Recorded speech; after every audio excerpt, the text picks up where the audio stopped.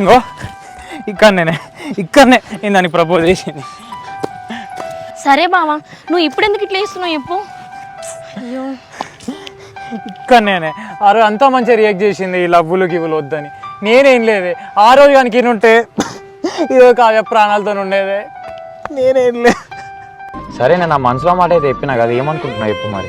నీకు మా ఫ్యామిలీ గురించి తెలుసు, మా అన్న గురించి తెలుసు, నా గురించి కూడా తెలుసు. నా గురించి అట్లా ఎట్లా అనుకున్నావు కార్తీక్ నువ్వు? నాకు నీ మీద అట్లాంటి ఒపీనియన్ ఏం లేదు కార్తీక్. Good bye.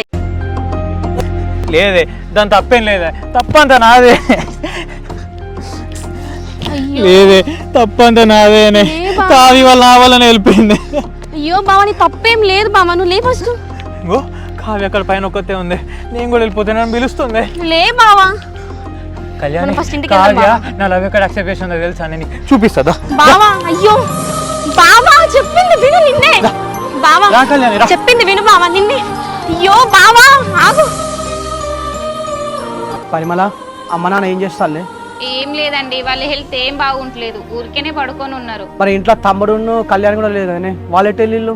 కార్తీక్ ఎంత చెప్పినా వినట్లేదండి, ఫుల్ ఏడుస్తున్నాడు, బాధపడుతున్నాడు. అందుకే మా చెల్లె కూడా కార్తీక్ తోనే ఉంది.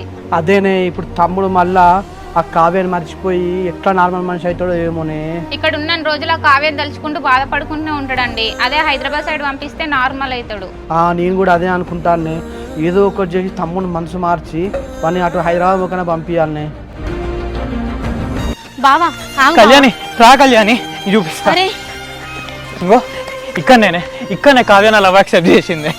నేను దానికి చాక్లెట్ కూడా ఇచ్చానే, ఆ పిచ్చి చాక్లెట్ కవర్ కూడా దాచి పెట్టుకున్నదే.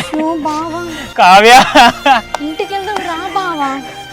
అప్పటికి అది చెప్తానే ఉన్నది కలవడం వద్దు, ఈ లవ్వులు ఇవ్వలు వద్దని. నేనే ఇల్లే అక్కనే వాళ్ళన్న వచ్చి మమ్మల్ని దొరకబట్టింది. అప్పటి నుంచేలేనా మాకు అన్ని బాధలు మొదలయ్యాయి. సరే బావా నాతో అన్ని చెప్పినావు కదా, నాకు అన్నీ తెలుసు. ఇప్పుడు మన ఇంటికి వెళ్దాం, మళ్ళీ సాయంత్రం వద్దాం దా వెళ్దాం. నాకు ఇల్లు లేదు ఏం లేదే, నాకు ఎవ్వరు లేదు, నేను ఇక్కడనే ఉంటానే, కావ్యతోనే ఉంటా. అంత రోడ్ల పిచ్చోళ్ళ వేస్తున్నాయి బావా, ఇంట్లో వాళ్ళకి తెలిసిందనుకో వాళ్ళు తట్టుకోలేరు బావా. లే వెళ్దాం లే. నా లైఫ్లో జరిగిన బిగ్గెస్ట్ మూమెంట్ ఇక్కడనే జరిగింది. ఇద్దరం అనుకున్నామే లైఫ్లో చాలా మంచిగా హ్యాపీగా ఉంటామని, కానీ మధ్యలో వదిలేసిపోయి.